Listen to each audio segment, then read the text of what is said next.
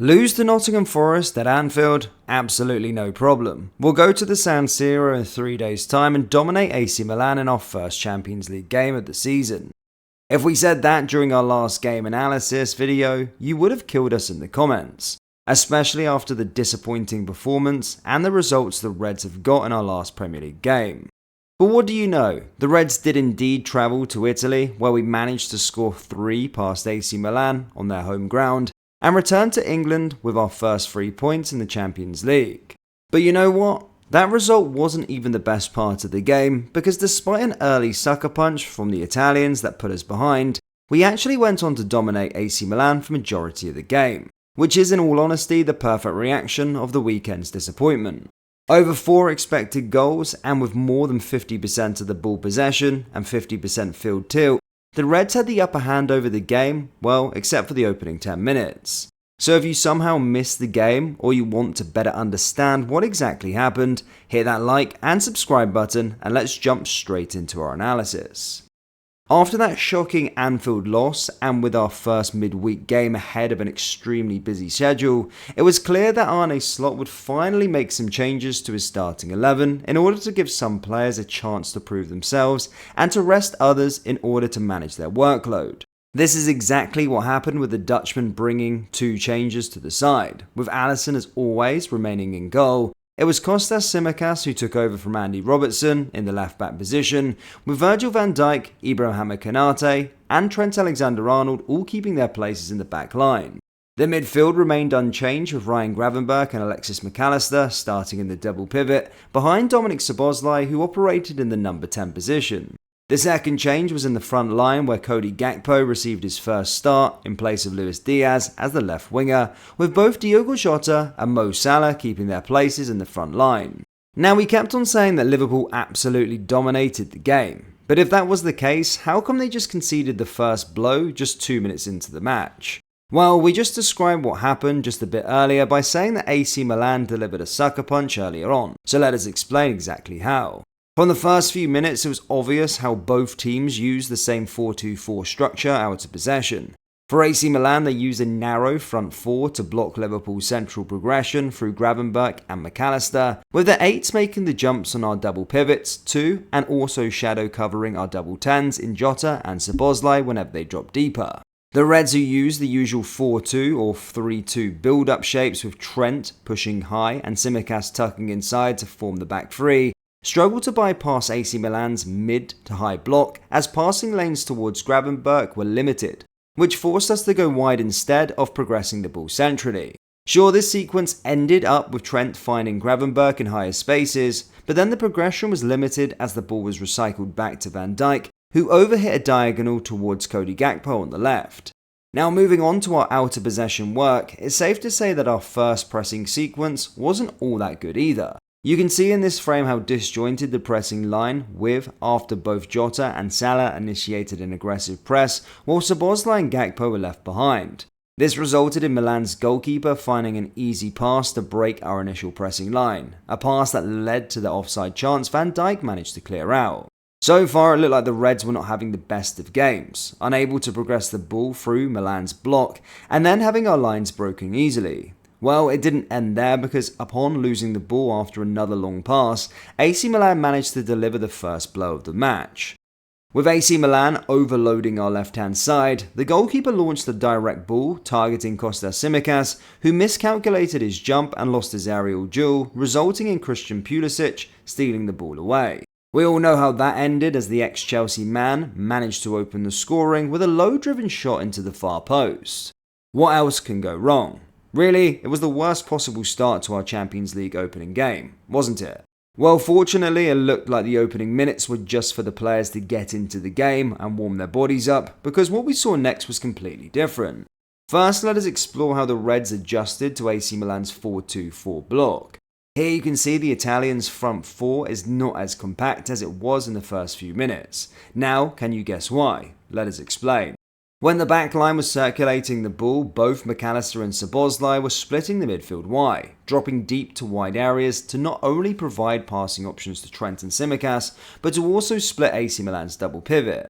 Not only did this disrupt Milan's pressing shape and defensive block, but it also allowed the Reds to circulate the ball from side to side like a metronome, which resulted in slowly advancing the ball higher up the pitch where long balls, switches, and diagonals can be a lot more effective. In just the first 30 seconds of ball circulation, you can see how lower AC Milan's block has become. In fact, this metronome possession style was what led to our first serious attempt of the game. After regaining the ball, the Reds kept on circulating possession in central and left areas for around 40 seconds.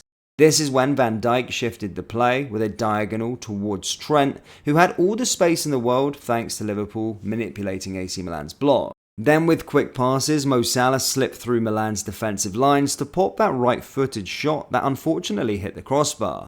Not only did our approach in possession improve as the game went on, but our pressing also played a huge role in suffocating AC Milan in their own half for extended periods of time.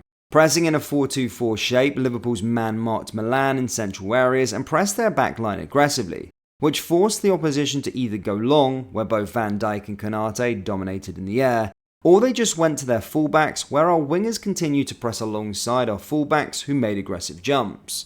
You can see here that we forced AC Milan to lose the ball 35 times in the danger zone through misplaced passes, incomplete dribbles, or bad touches. Now going back to our metronome style of play, the way we tried to manipulate AC Milan's block from the left to the right was in fact the way we managed to open the score. The sequences started in our own half where we tried to play the ball from left to right, just like how we explained earlier.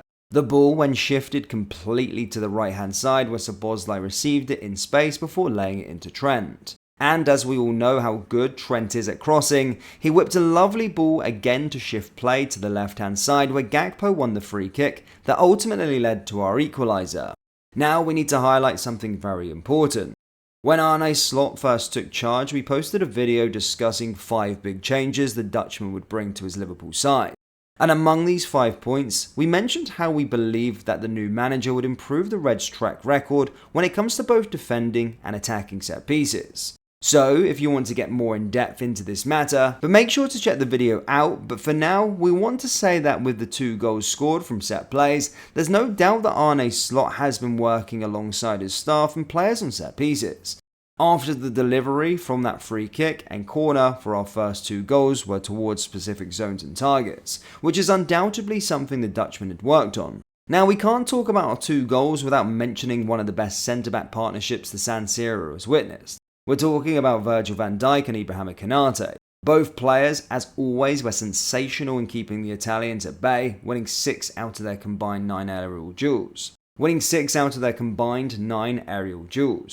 another player who deserves a special shout out about his defensive contribution is Trent Alexander-Arnold. Yes, you heard that right. Despite playing face to face against Rafael Leao, Trent did not only excel with the ball at his feet, making 4 key passes and providing 1 assist, but he also won 3 out of 6 ground duels, helping the Reds stay solid at the back.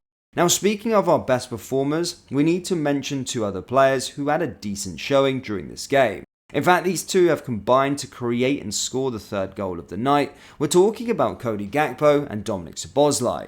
Gakpo, who we can all agree is a left winger in Arne Slot's eyes, has a terrific 68 minutes where he absolutely terrorised Calabria on the left hand side. The Dutchman won 6 of his 10 ground duels, made 2 key passes, had 2 shots on target, and completed 4 out of 7 dribbles attempted, not to mention the explosive run he made in order to provide the assist for Szoboszlai's 3rd goal.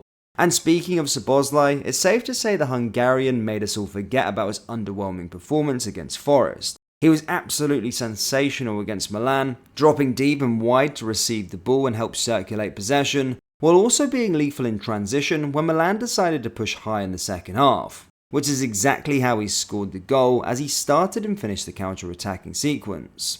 Again, despite the first shaky minutes, Liverpool's performance was arguably the most dominant we've been in an away game since a long time. As we said earlier, we finished the game with over 4xG, with 57% field tilt against AC Milan on their own home ground.